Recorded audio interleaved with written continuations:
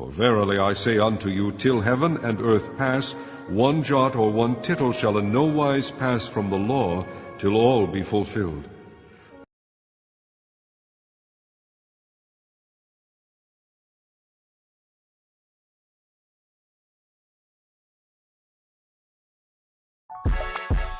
Stated Clearly presents, what is DNA and how does it work? DNA, also known as deoxyribonucleic acid, is a molecule. It's a bunch of atoms stuck together. In the case of DNA, these atoms combine to form the shape of a long, spiraling ladder, sort of like this one here. If you ever studied biology or saw the movie Jurassic Park, you probably heard that DNA acts as a blueprint or a recipe for a living thing. But how?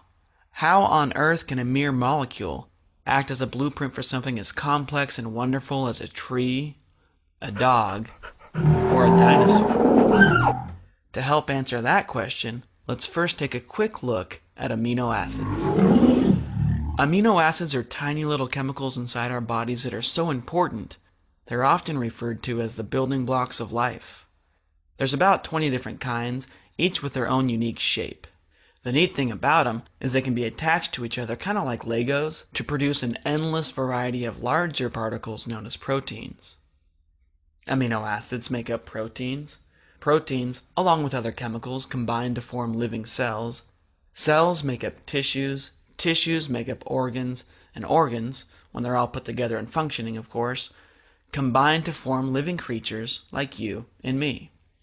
These proteins that make up our bodies, and keep in mind there's millions of different kinds of proteins, they each have to be formed in the perfect shape in order to function. If they're the wrong shape, they usually won't work. That's where DNA comes in.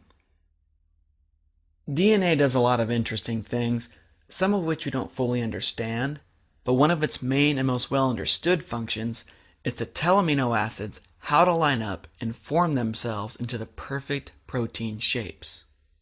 In theory, if the right proteins are built at the right time and in the right place, everything else from cells to organs to entire creatures will come out just fine. This here is a simplified model of DNA. It shows us that the steps of the ladder are made up of 4 different kinds of chemicals shown here by different colors and letters. If you look at just one half of the molecule, you can read its chemical sequence or genetic code from top to bottom, sort of like a book. A single strand of DNA is extremely long, millions of letters long. It spends most of its life coiled up like a noodle, living inside the nucleus or the centerpiece of a cell. Amino acids, however, live outside the nucleus in what's called the cytoplasm. To help DNA interact with the cytoplasm and convert those amino acids into proteins, special chemicals inside the nucleus make partial copies of the DNA code. These partial copies, called RNA, look a lot like DNA, but they're shorter, of course, and they're missing one of their sides. Their small shape and size allows them to fit through tiny pores in the nucleus, out to the cytoplasm, and into the mouth of another particle called a ribosome. Ribosomes are protein-building machines. They read the RNA code 3 letters at a time, suck amino acids out of their surroundings, and stick them together in a chain according to the RNA code. As the chain grows, it bends, it folds, and it sticks to itself to form a perfectly shaped protein. Every 3 letters of the RNA code tell the ribosome which of the 20 different kinds of amino acids should be added next. For example, CAA tells the ribosome to grab a glutamine.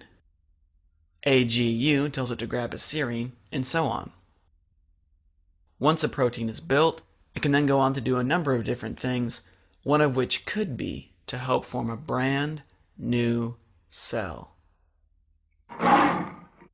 So to answer the original question, what is DNA?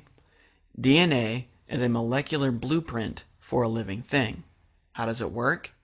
DNA creates RNA, RNA creates protein, proteins go on to form life.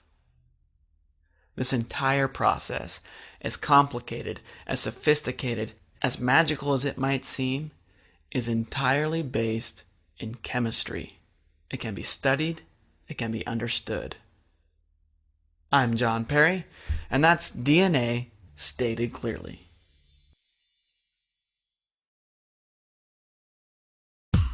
Thanks for watching. If you liked what you saw, make sure to give us a thumbs up on YouTube and share it with your friends on Facebook or Twitter or wherever it is you happen to share stuff with your friends. Subscribe to us on YouTube if you want to see more videos. If you have any questions or comments, you can post those in the comment section on YouTube. We do read those, by the way. If you want to learn more about DNA and other cool stuff, check out our website at statedclearly.com. Till next time, stay curious.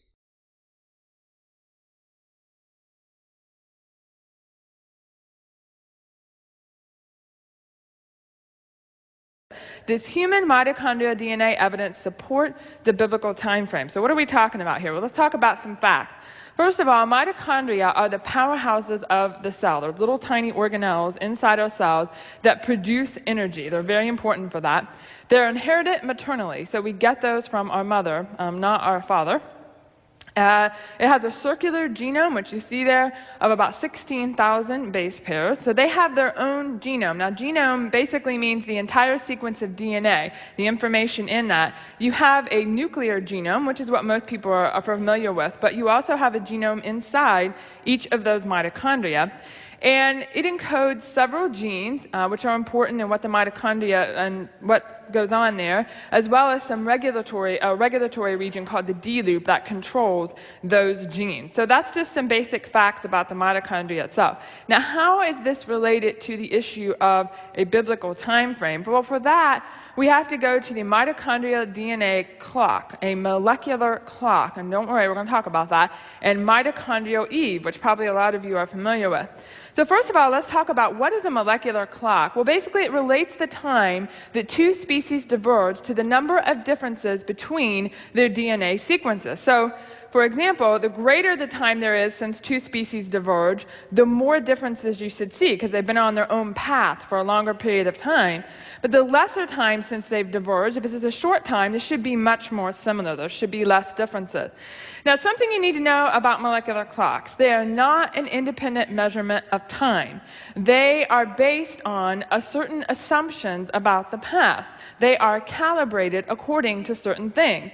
The main things that they are calibrated with is that basically assuming that the fossil record is accurate, radiometric dating is accurate, and that humans have diverged from chimps. Okay, so right away we can see there's going to be some major problems here with the assumptions they're using to sort of calibrate these clocks, to figure out how fast this molecular clock ticks, so to speak. So that's what a molecular clock is. Now, what is mitochondrial Eve? Mitochondrial Eve is the maternal, most recent common ancestor for all living humans. And she is believed to have lived around 100,000 to 200,000 years ago, based on the fossil record, radiometric dating, things like that. So basically, we all have her mitochondria. Now, this is in no way reference to the biblical Eve. The evolutionists for 1 minute do not believe there was one woman and we all have her mitochondria, but rather that one woman from a larger population of women, for whatever reason, it's her mitochondria that we all have today. And so we want to make that clear. Now, how do these two things relate? Mitochondrial DNA clock and mitochondrial Eve. Well, a man by the name of Parsons, a scientist back in 1997, published a paper where he looked at the control region, that regulatory region, of mitochondrial DNA as a molecular clock. So he was going to use that to study some relationships. And what he expected to find was that there would be one mutation every 12,000 years. That's what he expected to find. Why did he expect to find that? Because based on the fossil record, based on radiometric dating, all of those things that humans diverge from chimps, that's what they had already assumed the rate would be. But they found something very different. Now, what he was looking at was modern human DNA. Mothers, daughters, grandmothers, granddaughters, looked at 327 different generational events and found that actually the mutation rate is much, much quicker. It's one mutation every 800 years. Okay, that's orders of magnitude faster than what they ever expected. Now, that in and of itself isn't so much of a problem, but it is a huge problem for them when you apply it to human evolution. Because the problem is that mitochondrial Eve becomes 6,000 years old.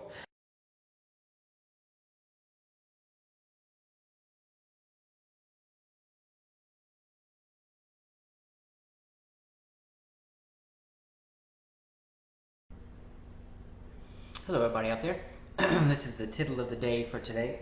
And today it's over Jesus fixing our DNA. And I just noticed something, where I've noticed it, I guess, before, but I never put it together with the DNA thing, except for I've been doing some research about like DNA and different things like that, and how it relates to maybe like the Book of Life or things like that. So, but I was thinking that these verses, like we're going to see in Genesis 28, Jacob's ladder, and in John, how it seems to me that what Jesus is speaking about is him fixing our DNA and our DNA connection to God. Okay, that's like our connection to God. So let's look at it first in Genesis 28, which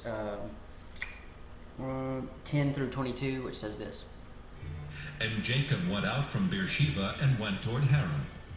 And he lighted upon a certain place, and tarried there all night, because the sun was set. And he took of the stones of that place, and put them for his pillows, and lay down in that place to sleep. And he dreamed, and behold, a ladder set up on the earth, and the top of it reached to heaven. And behold, the angels of God ascending and descending on it. Okay, so the angels of God are descending and ascending on it, right? But angels can also mean messengers, right? And messengers can also mean messengers, messages, changing, moving back and forth, or prayers, right? And you know how DNA looks? It looks like a spiral.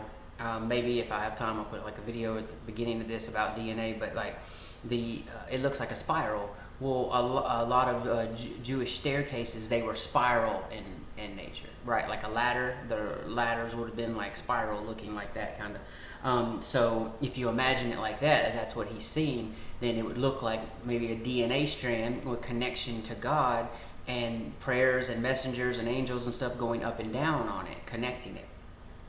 And behold, the Lord stood above it and said, See, going connected to God. I am the Lord God of Abraham thy father, and the God of Isaac. The land whereon thou liest, to thee will I give it, and to thy seed. And thy seed shall be as the dust of the earth, and thou shalt spread abroad to the west, and to the east, and to the north, and to the south. And in thee and in thy seed shall all the families of the earth be blessed. See, that's how you're blessed, through the DNA, right? Because the DNA is made pure through Christ, right? Okay. And behold, I am with thee, and will keep thee in all places whither thou goest, and will bring thee again into this land. For I will not leave thee, until I have done that which I have spoken to thee of. And Jacob awaked out of his sleep, and he said, Surely the Lord is in this place, and I knew it not. And he was afraid, and said, How dreadful is this place! This is none other but the house of God, and this is the gate of heaven. Right, the gate of heaven, you see? It's like I talked about in my dimensions videos, like a portal going back and forth. That's why it's so important that, the Temple Mount and stuff, that the temple was there, but because that's the only real Bethel, house of God, temple of God, is that. So, there, because it's the gateway, basically. And Jacob rose up early in the morning, and took the stone that he had put for his pillows, and set it up for a pillar, and poured oil upon the top of it. And he called the name of that place Bethel. But the name of that city was called Luz at the first. So see, it's the house of God, Bethel. And Jacob vowed a vow, saying, If God will be with me, and will keep me in this way that I go, and will give me bread to eat and raiment to put on, so that I come again to my father's house in peace, then shall the Lord be my God. And this stone which I have set for a pillar shall be God's house. And of all that thou shalt give me, I will surely give the tenth unto thee. And isn't it interesting that Jacob here sets up a stone, right? But it's a holy stone that he's anointed, okay? Now, in Mecca, there's a black stone that they revolve around. You see that? It's kind of interesting that, and Jacob wrestles with God and becomes Israel. So this stone was in Jerusalem, Israel, where really the Jewish Temple Mount should be, and what the Lord, the house of God, really. It doesn't have to be just for the Jewish people. It's for everyone who believes in the God of Abraham, Isaac, and Jacob, and Jesus, right? and then you have the beast, the black cube, right? Saturn, you have that in Mecca with their black stone. I think that's kind of interesting when you compare those together. But okay, so you see that it's like, I believe that Jacob's ladder, what he's seen was DNA and angels, prayers and messages going up and down on it, connecting to God. And that's what he was seeing, right? Okay. Now if we take that and we compare it with John 1, 50 and 51, that makes more sense about Jesus. And it goes like this. Nathanael answered and saith unto him, Rabbi, thou art the Son of God, thou art the King of Israel. Jesus answered and said unto him, Because I said unto thee, I saw thee under the fig tree, believest thou? Thou shalt see greater things than these. So he's telling him, you'll see greater things than these. You'll see stuff like Jacob saw, right? You'll see a transfiguration. You'll see, well, he didn't see it, but you know what I'm saying. You'll see transfiguration, see different things like that. You'll see amazing things.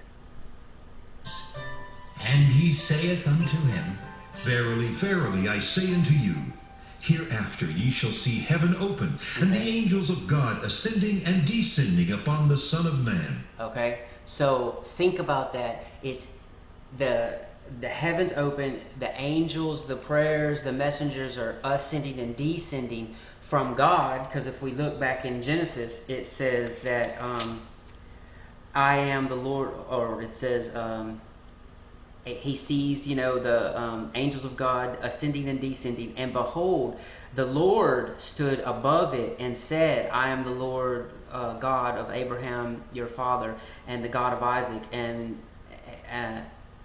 of the land thereof you lie. To you will I give it, and to your seed. So they were ascending and descending, coming down from the Father, Elohim, right? Okay, now Jesus is saying that the same thing is going to happen, but it's going to be descending and ascending from him up to the Father. So from the Son to the Father, from the Son to the Father, fixing the DNA, right? A father passes his DNA onto the Son, you see? So he's saying there, I'm going to be fixing the DNA for all of you through the Holy Ghost also. You see what I'm saying? So if you take that and compare it with that, it's the same thing, only Jesus is on the bottom and the Father's on the top. He's connected. Okay, you see that? The angels of God, it says the same thing, ascending and descending upon the Son of Man.